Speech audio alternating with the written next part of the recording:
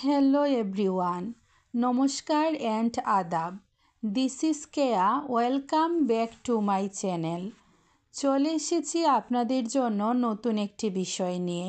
আমাদের আজকের বিষয় মাইকেল মধুসূদন দত্ত।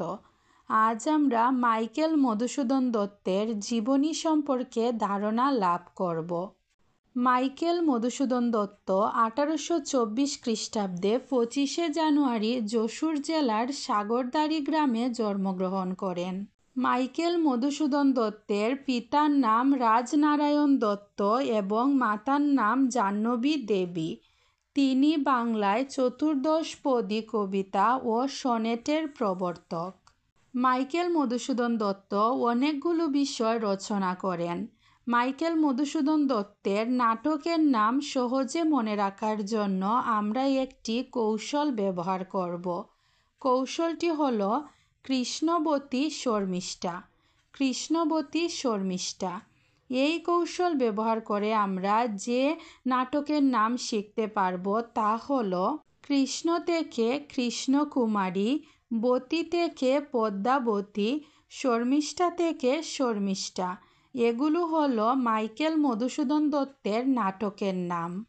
এবার আমরা মাইকেল মধুসূদন দত্তের প্রহসনের নাম মনে রাখার জন্য একটি কৌশল ব্যবহার করব। কৌশলটি হলো একেই কি বলে বুড়ো শালিক। একেই কি বলে বুড়ো শালিক।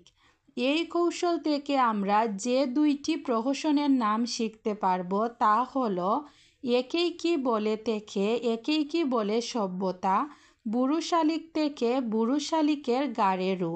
এগুলো হলো মাইকেল মধুসূদন দত্তের প্রহসনের নাম। এবার আমরা মাইকেল মধুসূদন দত্তের কাব্যগ্রন্থের নাম শিখব। মাইকেল মধুসূদন দত্তের কাব্যগ্রন্থের নাম মনে রাখার জন্য আমরা যে কৌশলটি ব্যবহার করব তা হল বীর মেঘনাদ চতুর্দশীতে তিলুব্রজের কাছে যায়। বীর মেঘনাদ চতুর্দশীতে তিলুব্রজের কাছে যায়। এই কৌশল ব্যবহার করে আমরা যে কাব্যগ্রন্থের নাম সহজে মনে রাখতে পারব তা হল বীর থেকে বীরাঙ্গনা কাব্য, মেঘনাদ থেকে মেঘনাদবধ কাব্য, চতুর্দশী থেকে চতুর্দশপদী কবিতা, তিলু থেকে তিলোত্তমা সম্ভব কাব্য, ব্রজ থেকে ব্রজাঙ্গনা কাব্য। এগুলো হলো মাইকেল মধুসূদন দত্তের কাব্যগ্রন্থের নাম।